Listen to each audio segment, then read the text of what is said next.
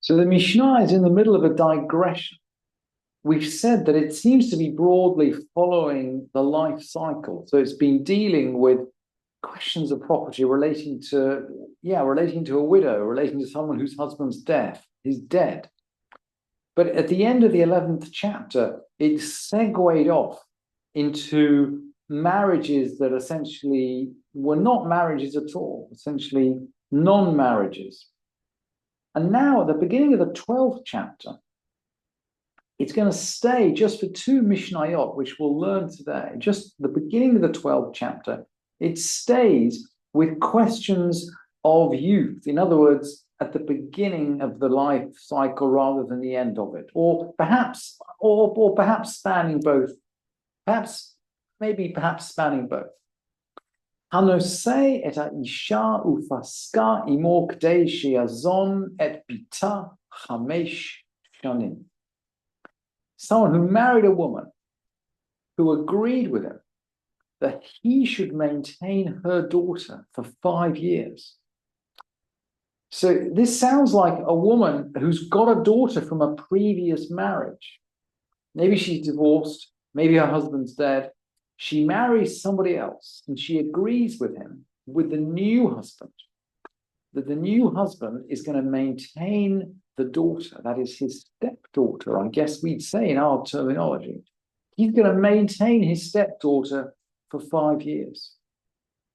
And the Mishnah articulates, Chayav l'zonah chamesh shanim. He has to maintain her for 5 years. And Gemara asks, questions about whether this is a verbal undertaking made under the chuppah, in which case, of course, it's in front of witnesses, or whether it's documented. And we could explore those, but clearly the deal is the deal, and he has to stick by the deal. That's the starter for 10. So now the Mishnah gets more complicated. Niseit la'acher. She married another man. So maybe she gets divorced again. Or maybe she's divorced. Niseit la'acher. She marries another man. It's not a case of widowhood. We'll see in a minute why it's not a case of widowhood. Niseit la'acher ufaska imo kdei sheyazon et bita chamesh shanim. So she marries another man, and she agrees with him that he should maintain her daughter for 5 years. He's got to maintain her for 5 years. So now this daughter is getting double maintenance. So it's good for the daughter. Lo yomar harishon. The first one can't say, look, when she comes and lives in my house, I'll maintain her.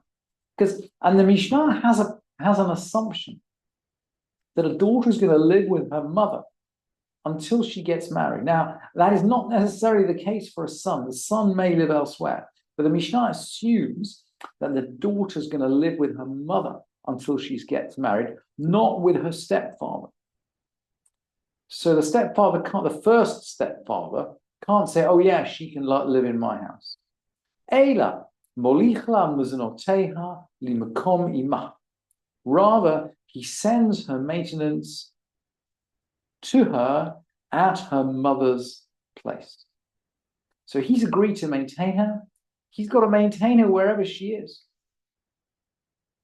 Remember, there are two husbands involved now. Two husbands involved maintaining this stepdaughter. And so the Mishnah goes on. Similarly, the two husbands, the two stepfathers, I should really have said in the translation, they can't say we'll maintain her jointly, i.e. we'll split the cost of maintenance, because as part of the marriage contract, when they each married this girl's mother, and they each promised to maintain her.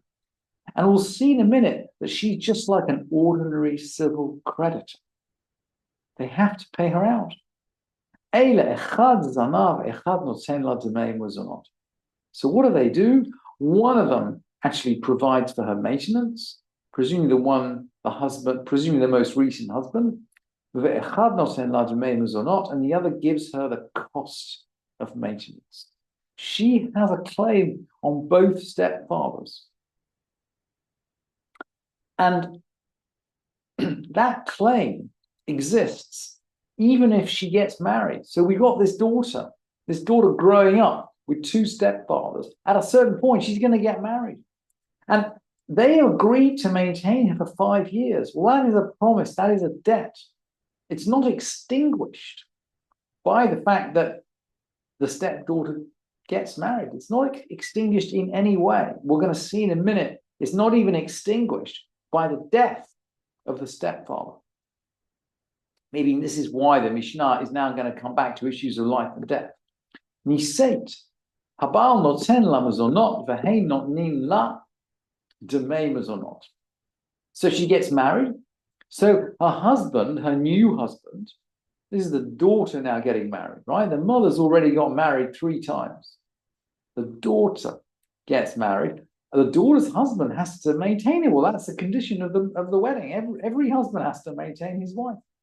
But this stepdaughter still has a claim on her 2 stepfathers. So they have to give her the cost of maintenance. She's a rich woman. What if they die? Metu, they die. Well, there's going to be a claim on their estate from this stepdaughter, but they die. They have their biological daughters. And their biological daughters are also maintained out of the estate of the dead man. Remember, we've learned the halacha. The sons inherit and the daughters are maintained. So now there's a clash. Metu. So they die. Their own daughters are maintained out of their 3 assets.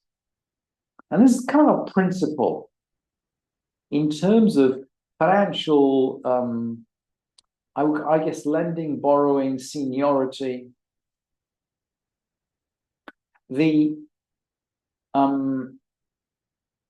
A person might have mortgaged some assets. So the lender, he might have mortgaged some assets in exchange for a loan. So the lender has got what we would call now a first charge over those assets. That first charge is not disturbed by his death. The daughters who claim maintenance from their father's estate can't overturn a charge which their father's given to a lender. They can only be maintained out of free assets. And we can see kind of good reasons for that. Nobody would ever give a loan secured on property if the security could just be overturned by the death of the borrower and the claims of their children. No one would ever do that. So we can kind of understand that. The daughters are maintained out of free assets, not out of mortgaged assets. But, and here's the but, Vehi nizonet mi nichasim meshuabadim. But this stepdaughter, the stepdaughter has a civil claim on the estate, not an inheritance claim. She's just like an ordinary creditor. So she can claim assets which are mortgaged because her claim, it's a creditor's claim, and it's in direct competition with the claims of those who lent money and mortgaged those assets. She's just like an ordinary creditor. So she has an extraordinary claim, this stepdaughter. And the Mishnah continues, prudent people used to actually make a slightly different phraseology in their marriage contracts. Almanat she'azun et bitech 5 shanim kol zman she'at imi. Prudent men used to write, oh yeah, I'll agree to maintain your daughter for 5 years while you're with me. In other words, that my death or your death or our divorce will extinguish that claim. So prudent men used to write that. But without that restriction, the commitment to support the stepdaughter, the daughter of the woman you're marrying, that commitment actually outlives the stepfather and it takes precedence over any claims that the stepfather's biological children might have on his estate.